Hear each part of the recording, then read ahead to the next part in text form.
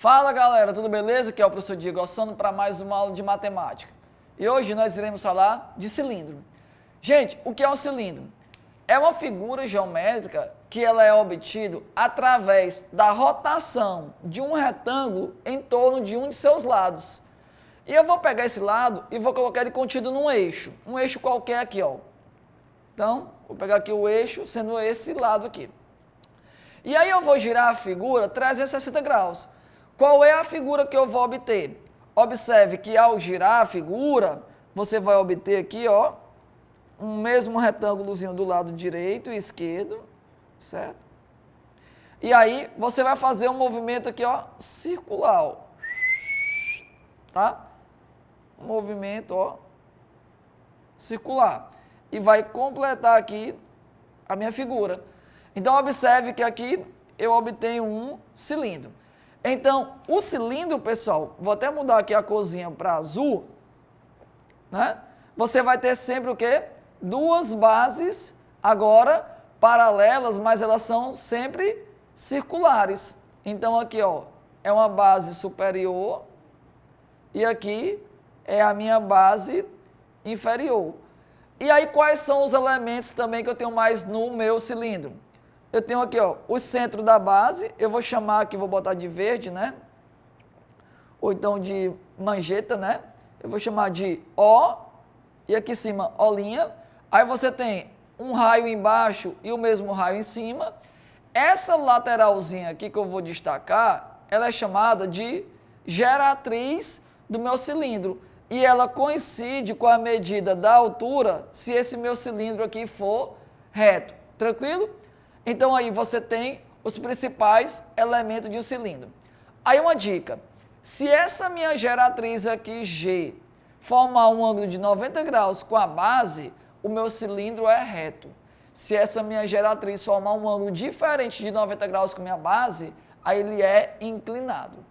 E o que é que os vestibulares cobram muito sobre cilindro? É como se calcula área e volume.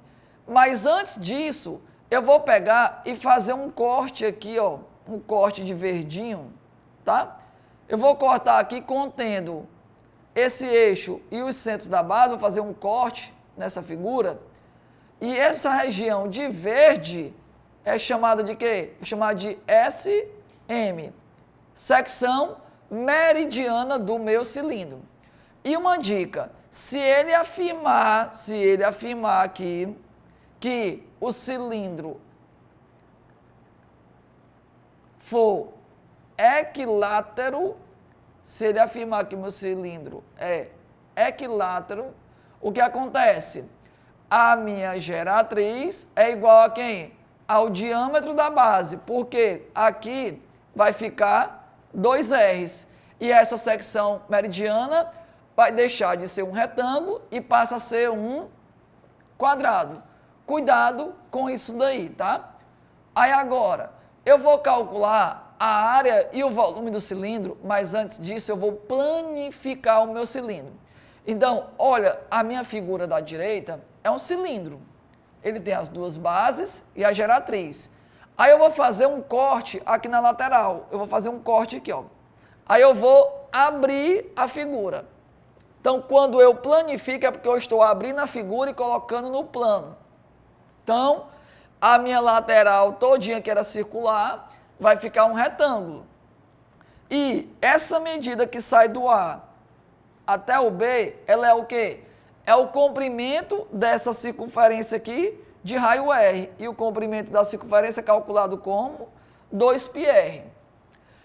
Esse segmento aqui que vai do B até o C é quem? É a altura, que tem a mesma medida da geratriz quando ele é reto. E aqui eu tenho as minhas duas bases circulares de raio R. Gente, então, quem é essa área lateral aqui? Essa área lateral é a área lateral do meu cilindro, que vai ser igual à área desse retângulo, que a base dele é 2πr e a largura é h. Então, essa minha área lateral é 2πrh. Então, agora eu consigo encontrar a área total do meu cilindro, que vai ser quem? 2 vezes a área da base mais essa área lateral. Então vai ficar quem? 2 vezes a área da base é a área de um círculo, a área do círculo é πr ao quadrado, e essa área lateral é quem? 2πrh. Observe que eu posso botar o 2 em evidência, eu posso colocar o π em evidência, né, porque tem nos dois, e um desses R's em evidência. Então vai sobrar quem? R mais H. Gente, aí o que é isso? Isso daqui é a fórmula já pronta para você usar, mas eu não gosto. Eu prefiro que você entenda como chegar nela, porque não é fácil você memorizar essa fórmula e chegar no dia do resultado do vestibular e só aplicar. É melhor você entender o processo. Aí agora, o volume. O que foi que eu disse? É a mesma coisa do prisma. Se eu tiver bases paralelas e congruentes, o volume sempre vai ser o quê? Vai ser a área da base vezes quem? A altura H. Só que no meu cilindro, a área da base é um círculo, então fica πr ao quadrado. E a minha altura fica o quê? H. Então está aqui a fórmula do volume do meu cilindro. Gente, é isso que o Enem gosta de cobrar, área e volume. Só que existe o caso do volume do tronco do cilindro. Se ele colocar uma questão mais complexa, um pouquinho mais difícil no Enem envolvendo o cilindro, é só falar do tronco. Então vamos pensar aqui no seguinte, vamos pensar que eu tenho aqui um cilindro, tá? Eu tenho um cilindro. E aqui eu tenho a minha base circular. E aqui em cima eu fiz um corte, então a minha base aqui em cima ficou assim, ó. Tá certo? E aí o que acontece? Eu quero encontrar o volume desse cilindro. Aí o que vai acontecer aqui? Esse meu volume, eu vou botar aqui de vermelhinho aqui as medidas para ficar melhor. Colocar aqui de vermelho. Isso daqui é uma geratriz maior e aqui é uma geratriz menor. E aqui é o raio da base.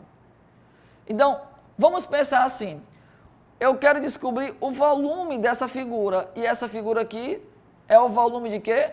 Do tronco do cilindro. Como é que você faz?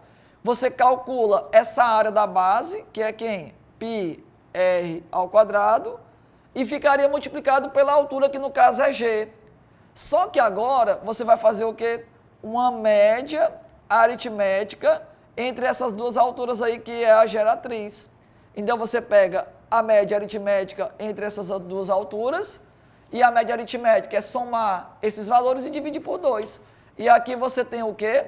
O volume do tronco de um cilindro. Que isso daqui só irá cair no vestibular se o cara quiser fazer uma questão mesmo bem mais complicada. Mas o aluno replay já está ligado como é que se faz o volume e vai acertar facilmente uma questão envolvendo o volume do tronco do cilindro. Beleza? Então a gente fica por aqui e até uma próxima, se Deus quiser. Forte abraço.